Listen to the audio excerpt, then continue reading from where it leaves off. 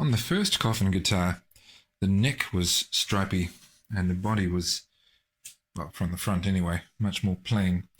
This guitar is going to be the reverse. The neck will be made from a single piece of rimu, which is very nice, and the top of the body will be striped.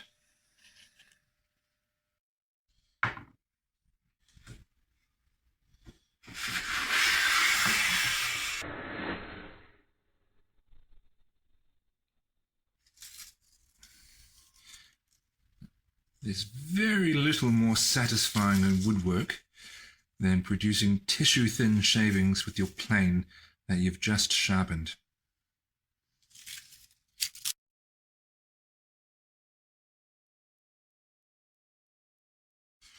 I need practice at keeping my plane level, and you can tell that you're keeping it level if the width of the shaving is consistently the same width of the wood, so that you're cutting the same amount all the way across the edge of the wood.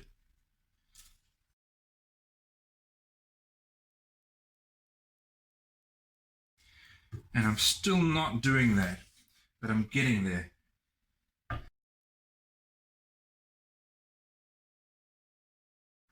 Now I'm going to be cutting this neck to shape, so most of this planing is moot because it's going to be cut off anyway, but that part there is the tenon that will sit in the body. So that needs to be planed straight. So I'm doing all this planing I'm doing for the sake of that bit there, plus for the sake of my practice. And I can see that I've reached the width of the fretboard, so I'll stop.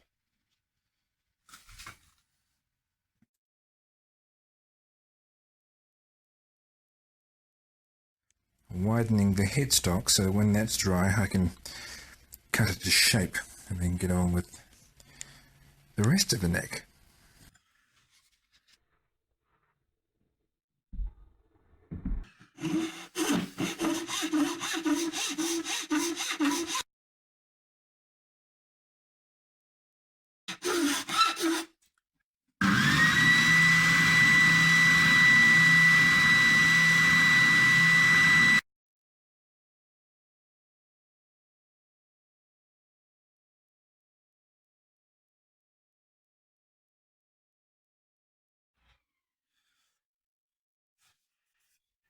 Alright, I've sanded that transition in there. Now I'll just get my random orbital sander and smooth out that ridge.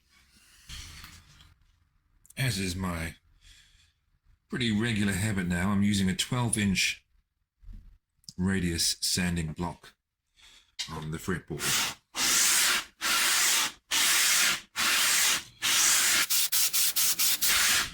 And I'll be doing this for a while.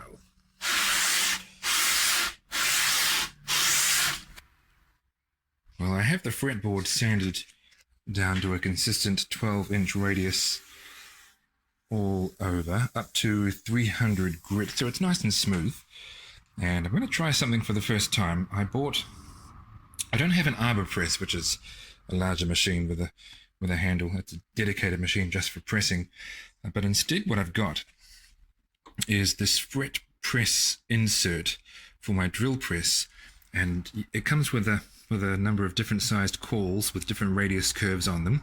So I've put the 12-inch radius caul in there, and I'm going to use that to press the frets down like so. We'll see how this goes.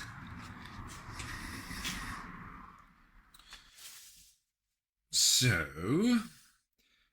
I initially didn't think this was doing a very good job, and so I reverted to the hammer for doing these ones, but I think I may have resolved my issues with this. I've just inserted it all the way, because what was happening was that I had a fair bit of shaft still sticking out of the chuck of the drill press, and as I was pressing it down, that was sliding up into the chuck, and so not exerting much pressure on the fret.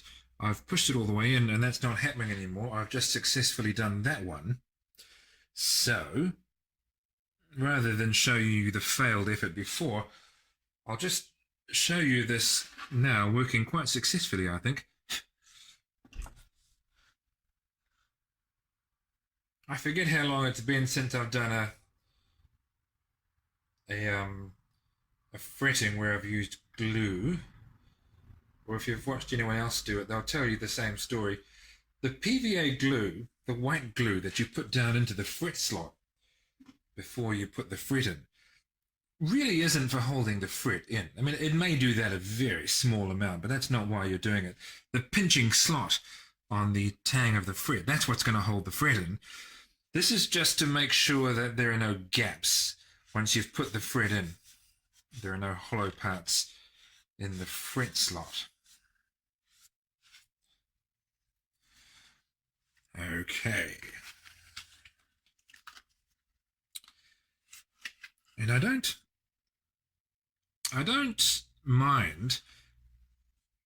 Let me think. Do I mind? No, I don't mind that I buy pre-cut stainless steel frets, because cutting up the wire is the grunt work.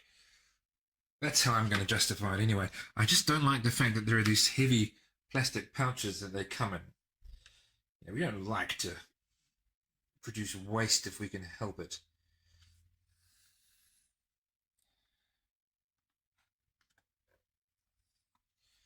I'll just give it a couple of taps to set it in the slot. Okay.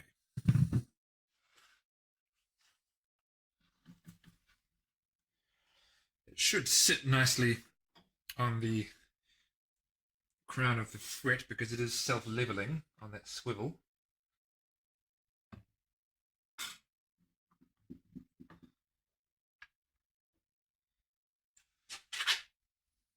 How are we doing there?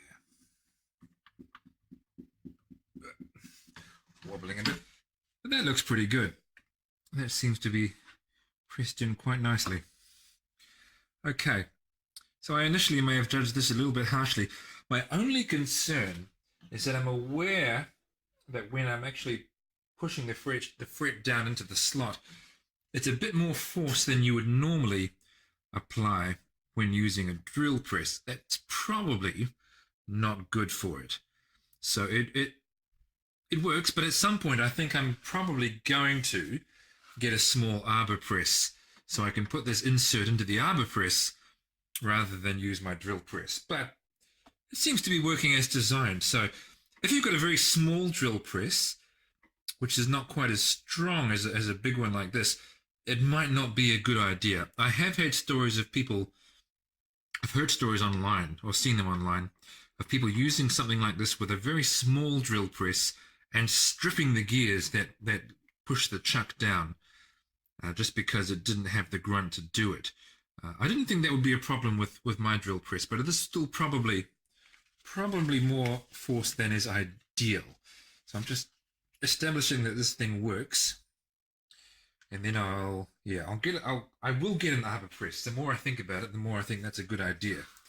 So my sophistication will increase, as I suppose it has since I started working on guitars. What I should do soon, talking as I work, what I should do soon, now that I'm at a point where I've got everything I need to make guitars, but not really much more, I should do a video on the bare minimum number of tools that you need to build guitars, because I see some people do it and they kind of forget the fact that they've got these really nice workshop setups and have been accumulating these things for, these tool sets for 10 years. Whereas I've only got what I've needed to build guitars because I'm not really that experienced at doing it yet. That's what I'll do coming up in a future episode. I'm sorry, I'm rabbiting away. I will just continue to press these in, and then I will come back once they're in. I won't even go through all the rigmarole with you of trimming the ends, because, well, you've seen that before.